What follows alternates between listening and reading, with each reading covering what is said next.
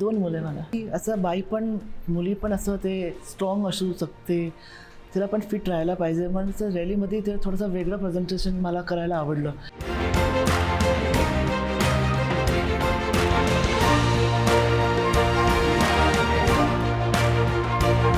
जे मी ब्युटिशियनचं काम करते ना, त्यावेळी मी फुल टाकते.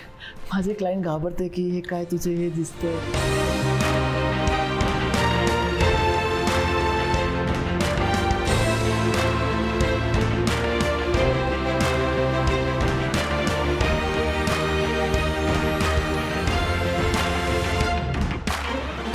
मला असं वाटतं की मुलगी घाबरते माझ्याशी. अच्छा. काही कमेंट नाही, काय असं बघण्याचं काय नाही, रिस्पेक्ट करते. नमस्कार. आज मी आहे एका जिममध्ये.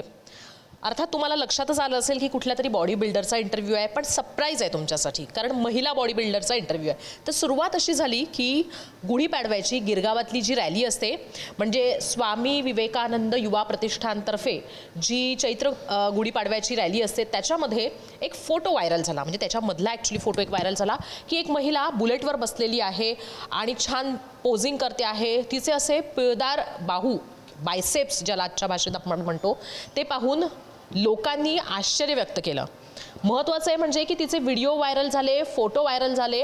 आणि असाच एक फोटो आमच्या ऑफिसातल्या मंदारनं सुद्धा काढला. आमचे फोटोग्राफर आहेत ते. आणि त्यानंतर आमचा कॅमेरामन राजू यानं मला सांगितलं की ह्या महिलेचा इंटरव्ह्यू व्हायला हवा. ॲक्च्युली इंटरेस्ट असा, कारण मलासुद्धा बॉडी बिल्डिंगमध्ये इंटरेस्ट असल्यामुळे मी ममताचा शोध घेतला. हो, तिचं नाव आहे ममता येझरकर. ती आत्ता सध्या माझ्याबरोबर आहे आणि तिच्याबरोबर आपण जिममध्ये आहोत. ममता, स्वागत आहे तुझं. सगळ्यात पहिले तर ममताला मी आत्ता पाहिलं आणि तेव्हा गुढीपाडव्याच्या रॅलीतला तिचा तो जो फोटो पाहिला. ममता, साडी आणि हे कुठली जास्त ममता खरी आहे? दोघंही खरी आहे. अच्छा. गुढीपाडव्याच्या रॅलीमध्ये तू आम्हाला बायसेप्स मारताना दिसली होतीस तिथं, नऊवारी साडी घालून, ते पण. तर त्याच्या मागचं हेतू काय? म्हणजे अदरवाईजसुद्धा तू कॉम्पिटिशन्स खेळलेली आहेत. म्हणजे एक मला सुरुवातीला सांगायला हवं ते म्हणजे की ममतानं मुंबई श्रीमध्ये सिल्वर मेडल मिळवलेलं आहे, महाराष्ट्र श्रीमध्ये ब्रॉन्झ मेडल मिळवलेलं आहे आणि ज्युनियर मुंबई श्रीमध्ये तिनं सिल्वर मेडल मिळवलेलं आहे. पण ममताचं हे जे ट्रान्सफॉर्मेशन आत्ता आपण पाहतो आहोत ते तसं नव्हतं. एक सर्वसामान्य गृहिणी ते एक बॉडी बिल्डर असा तिचा प्रवास राहिलेला आहे. त्यामुळे हा सगळ्यात पहिले प्रश्न आहे की एक तू त्या रॅलीमध्ये जी पाहायला मिळाली होतीस ती साडीतनं, पण पोझिंग करत का होतीस? तू एका सर्वसामान्य स्त्रीसारखी त्या रॅलीमध्ये मिरवू शकली असतीस, पण पोझिंग करण्यामागचा हेतू काय होता?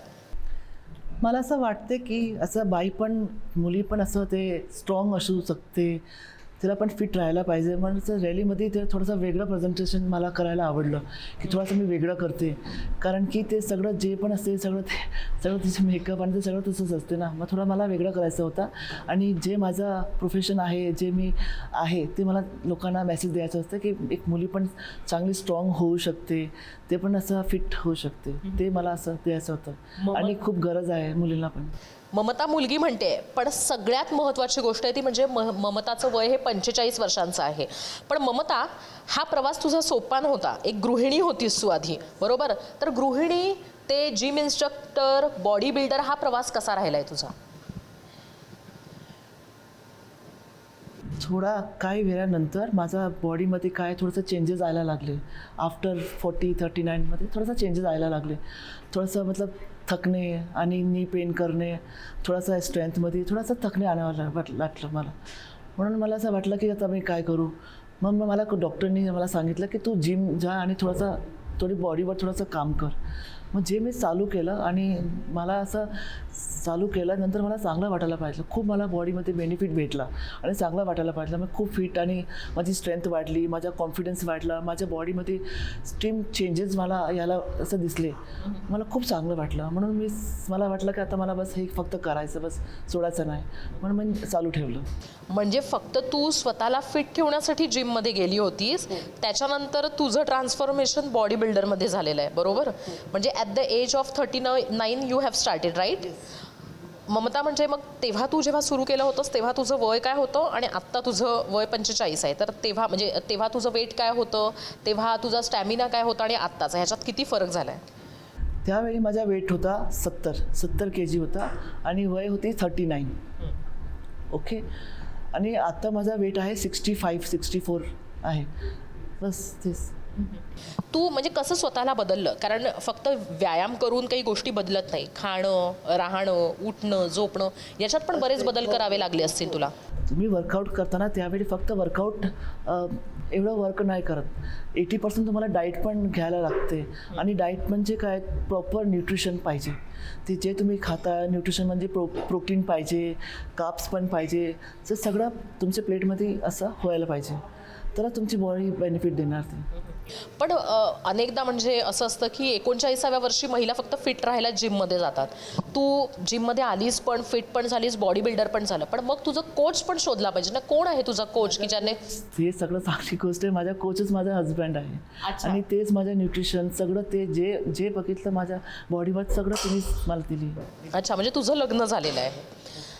ममता, खरं तर अनेकदा ना असे टॅबू असतात की अशा महिलांचं लग्न होत नाही ज्या बॉडी बिल्डिंगमध्ये असतात, किंवा मग ज्या मसल्स डेव्हलप करतात, ज्या एकदम अशा रावडी दिसतात, ज्यांचे पिळदार शरीर असतं, त्यांचं नवरे नसतात, ते बॉईश असतात, असं सगळं एक थॉट आहे. तुला काय वाटतं याच्याबद्दल? तू तशी नाही आहेस, कारण तुला मी केस विंचरताना पाहिलेला आहे. आता ज्या पद्धतीनं तू चालत होतीस, त्याचबरोबर रॅलीमध्ये सुद्धा एक ग्रेस तुझ्या साडीमध्ये, त्या वावरण्यामध्ये होता.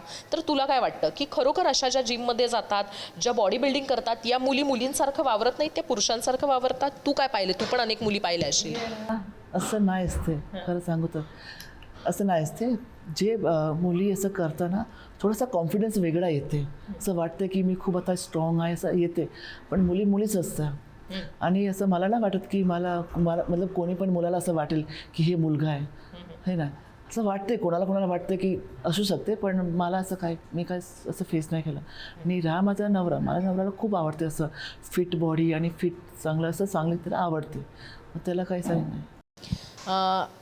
एक आणखीन प्रश्न आहे, ते म्हणजे की लग्न, तू म्हणालीस की 39व्या वर्षी तुझं म्हणजे तू जिम जॉईन केलं होतं, तेव्हा तुझं लग्न झालं होतं? हो, 2 मुले मला. ही गोष्ट सुद्धा लक्षात घेतली पाहिजे, कारण अनेकदा असं होतं ते म्हणजे की या महिलांना मूलबाळ होत नाही. तर त्याच्याबद्दल पण सांगशील, त्या प्रवासाबद्दल पण सांगशील. म्हणजे मुलं झाल्यानंतर तू जिम जॉईन केलेली आहेस, पण मग मुलं झाल्यानंतर महिलांचा स्टॅमिना कमी होतो. महिलांचं म्हणजे शरीरातले जे काय आपण म्हणतो ना की ते तेवढ्या पद्धतीनं रिकवर नाही करू शकत, त्यांची बॉडी रिकवर नाही होत, त्यामुळे ते चांगलं जिम नाही करू शकत किंवा वेट नाही उचलू शकत, उलट त्या वेट पुट ऑन करतात. असे थॉट्स असतात महिलांमध्ये. तर त्याच्याबद्दल काय सांगशील? असं होते, वेट वाढते, मुलं झाल्यानंतर वेट वाढते थोडंसं.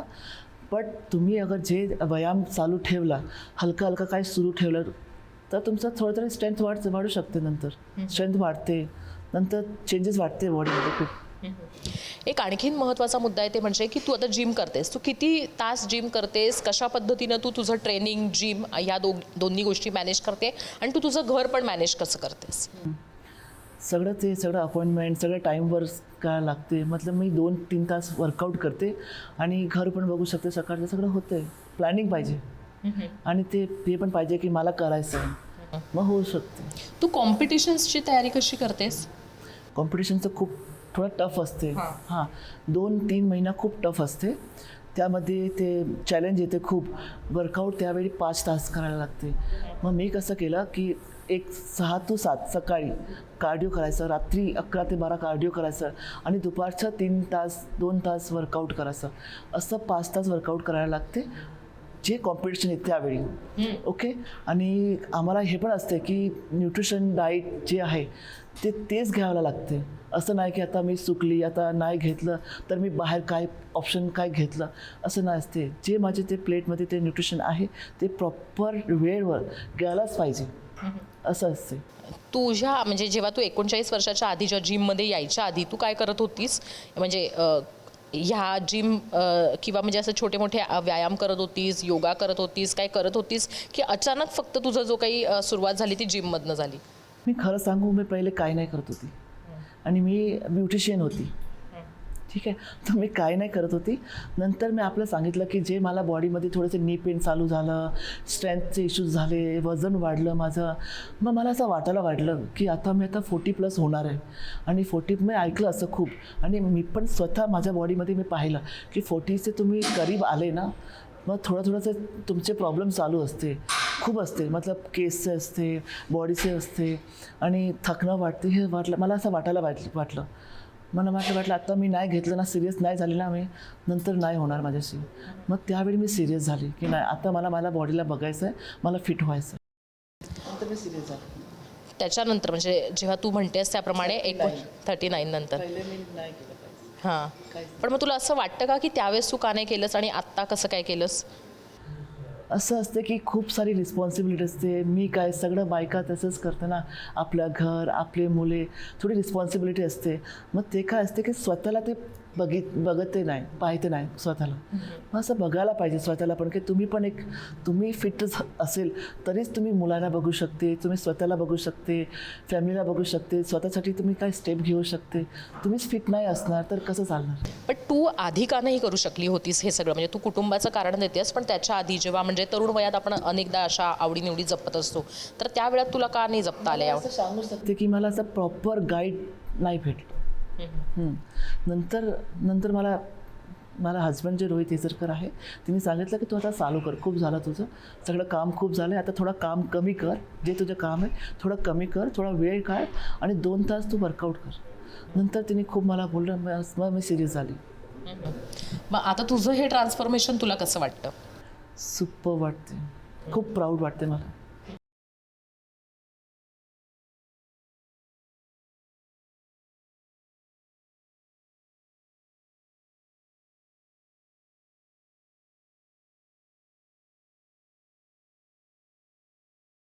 सुरू आहे का?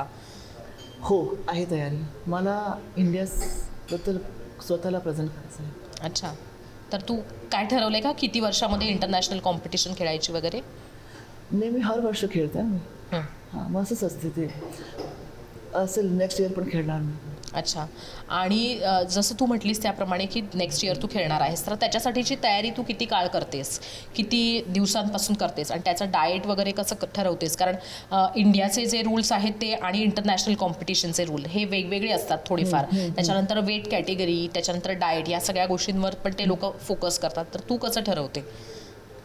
वर्कआउट जे असते ना, ते तुम्हाला पुरा साल करायचं असते, पूर्ण यश करायचं असते. पण कॉम्पिटिशनचं 3 मंथ पहिले तयारी जास्त असते. त्यावेळी तुम्ही 5 तास वर्कआउट करायचं आहे, झोप तुमची कशी असते, रिकव्हरी कशी असते, सगळं टाईमवर करू, ते चॅलेंज असते 3 मंथ्स. एक असा सुद्धा मुद्दा येतो, ते म्हणजे की अनेकदा महिलांचं असं म्हणणं असतं की अशा मुली ज्या जिममध्ये जातात किंवा ज्याच्यानंतर ज्या अशा पद्धतीचं वर्कआउट करतात, हेवी वर्कआउट करतात, तर त्यांच्या दृष्टीनं म्हणजे त्यांना महिलांचे जे इश्यूज असतात त्याच्यामध्ये प्रॉब्लेम होतो, जसं की पिरियड्समध्ये वगैरे त्रास होतो. तर ह्या काळात महिलांना असं वाटतं की नेमकं आम्ही कसं जिममध्ये जायचं की नाही? तर तुझं काय सजेशन राहील की अशा काळांमध्ये महिलांनी जिम करणं योग्य आहे का? करू शकतात का महिला? काय तू त्यांना सजेस्ट करशील?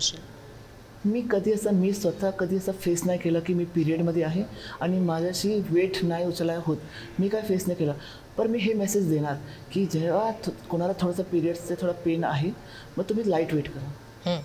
पण जिम जरूर करा. बाकी तुम्ही सगळ्या ॲक्टिव्हिटीज करता ना, मग जिम काय नाही. बरोबर. हां, पण लाईट वेट करा. असं वाटलं की थोडा पोट दुखते असं वाटलं तर लाईट करा, नाही तर तुम्ही नेहमीचं जे असते ते मी करू शकते. एक ब्युटिशियन ते एक जिम इन्स्ट्रक्टर किंवा मग एक बॉडी बिल्डर असा तुझा जो प्रवास आहे, त्याच्यामध्ये तुला स्वतःमध्ये काय बदल करावे लागले होते? Time management, fit diet time पे घ्यायला लागलं, हे चॅलेंज होतं मला. आणि जास्त काय, ओके. नवराच तुझा इन्स्ट्रक्टर असल्यामुळे हां, मला असं काय मला काय सपोर्ट भेटला, मला फॅमिली सपोर्ट भेटला. पण मग तुझ्या मुलांचं कसं काय? म्हणजे ह्या सगळ्यामध्ये मुलांचा कसा सहभाग असतो तुझा? माझे मुलगे मोठे आहे. पण म्हणजे म्हणूनच मी विचारलं की कसा सहभाग असतो, कशा पद्धतीने? ते पण खूप सपोर्टिव्ह आहे आणि ते पण जिम करतात, सगळं करतात, ते पण सपोर्टिव्ह आहे. अच्छा. अरे वा.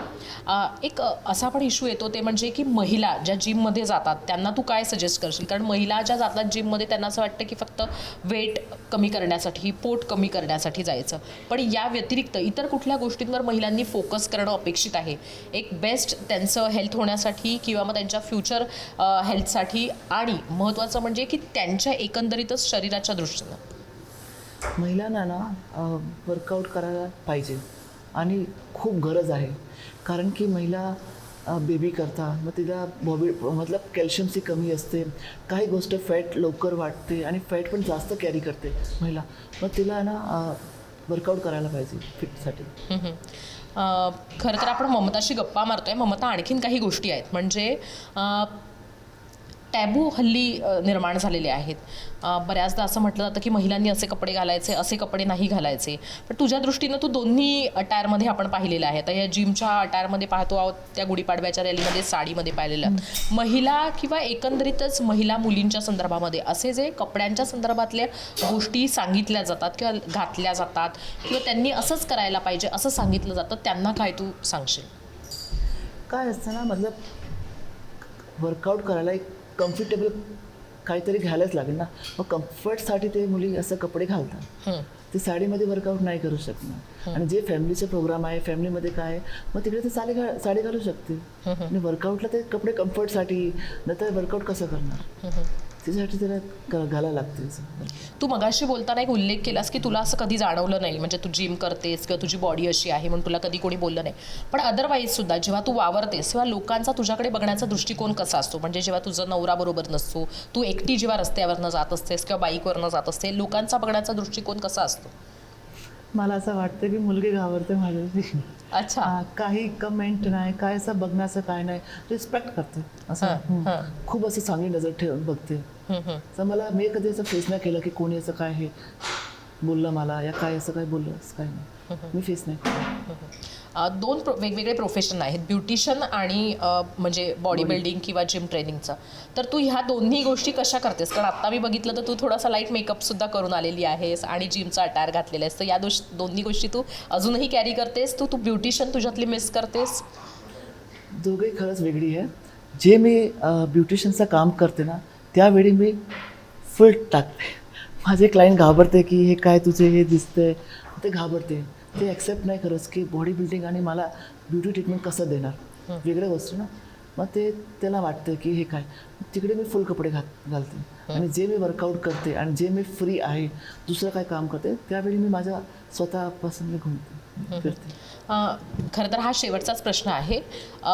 तुझ्या दृष्टीनं काय अशा गोष्टी आहेत की ज्या महिलांनी केल्या पाहिजेत, म्हणजे स्वतःच्या आरोग्याच्या बद्दलच्या पण आणि इतर या म्हणजे बॉडी बिल्डिंग क्षेत्रामध्ये येण्यासाठी ज्यांना इच्छा आहे किंवा ज्यांना इथून पुढे करिअर करायचं आहे या क्षेत्रामध्ये, किंवा मग जिम इन्स्ट्रक्टर तरी व्हायचं आहे, अगदी बॉडी बिल्डर नाहीच पण जिम इन्स्ट्रक्टर तरी व्हायचं आहे, तर त्यांनी काय करायला पाहिजे? महिला मुलींना तू काय आवाहन करशील?